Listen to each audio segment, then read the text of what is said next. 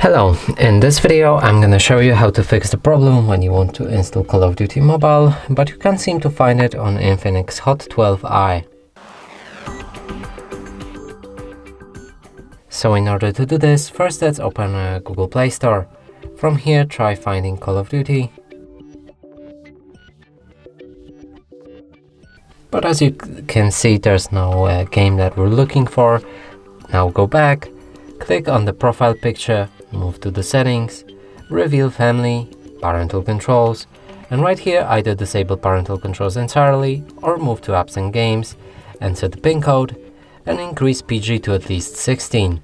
Make sure to save the setting afterwards.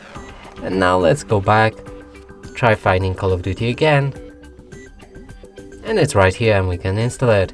And that's it for this video. Hope you like it. Please consider subscribing to our channel, leave a like and a comment below.